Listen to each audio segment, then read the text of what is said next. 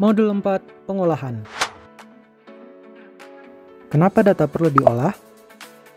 Pertama-tama, mari berkenalan dengan bagaimana data diperoleh dan pengolahannya. Berdasarkan cara perolehannya, data dibedakan menjadi dua, data primer dan sekunder.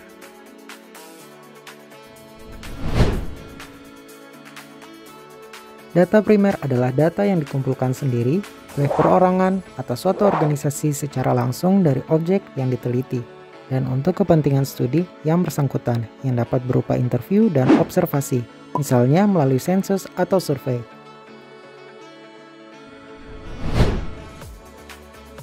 Data sekunder adalah data yang diperoleh dan disatukan oleh studi-studi sebelumnya atau yang diterbitkan oleh berbagai instansi lain.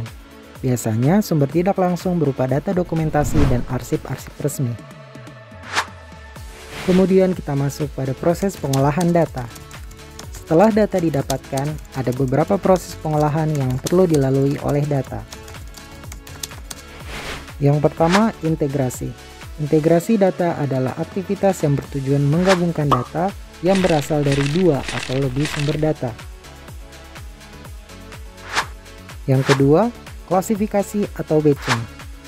Pengelompokan dokumen atau kuesioner dapat dilakukan menurut jenis dokumen dan wilayah. Misalnya dokumen dikelompokkan menurut desa atau kecamatan. Yang ketiga, pemeriksaan, pengkodean, dan penginputan. Pada proses ini yang harus dilakukan adalah memeriksa kelengkapan isian, kejelasan isian, kesalahan isian, konsistensi isian, relevansi jawaban, dan kewajaran isian. Tahap 1-3 dilakukan sebelum tahap entry data. Setelah dilakukan pengentrian data, maka dapat dilakukan tahap keempat, yaitu validasi data. Validasi data adalah proses memastikan data telah menjalani pembersihan data untuk memastikan data tersebut benar dan berguna. Dengan melakukan validasi, maka data hasil entry akan diuji kebenarannya menggunakan aturan yang berlaku umum.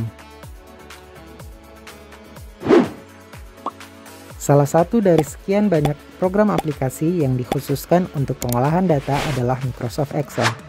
Tahapan apa saja yang bisa dilakukan jika melakukan pengolahan dengan Microsoft Excel? Yang pertama, entry data. Kegiatan entry data adalah memasukkan data ke aplikasi input data yang telah dibangun pada tahap implementasi dan telah sesuai dengan kaidah validasi instrumen pengumpulan data. Yang kedua, validasi data. Yang ketiga, memeriksa dan menghapus duplikasi data. Dalam menginput data, tidak jarang terjadi duplikat entry. Dengan adanya duplikat entry akan mengakibatkan hasil analisis menjadi tidak baik, sehingga pengolah data harus mengidentifikasi adanya duplikat entry. Yang keempat, membuat tabel. Membuat tabel di Microsoft Excel bisa dilakukan secara manual dengan membuat garis membingkai tabel. Tetapi kita juga bisa memanfaatkan fitur desain tabel otomatis sesuai dengan format desain yang dipilih. Yang kelima, membuat grafik. Salah satu fungsi unggul dalam Microsoft Excel adalah kita dapat melihat hasil tabel diubah menjadi grafik dengan cepat.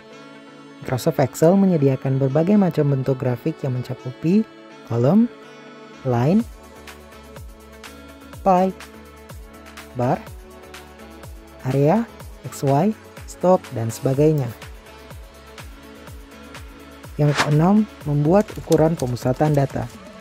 Untuk menghitung ukuran pemusatan data dapat dilakukan dengan mengetik fungsi tertentu pada sel Excel.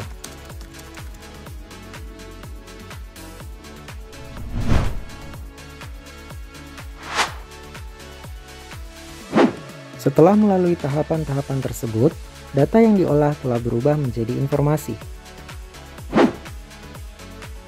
Informasi inilah yang menjadi tujuan utama mengapa proses pengolahan data perlu dilakukan.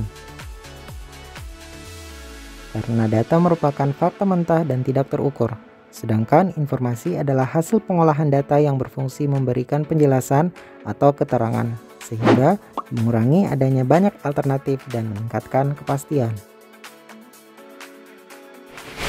Data dapat menjadi informasi setelah dilakukan pemilihan, pengurutan, analisis, dan interpretasi yang tepat dan relevan dengan masalah yang dihadapi.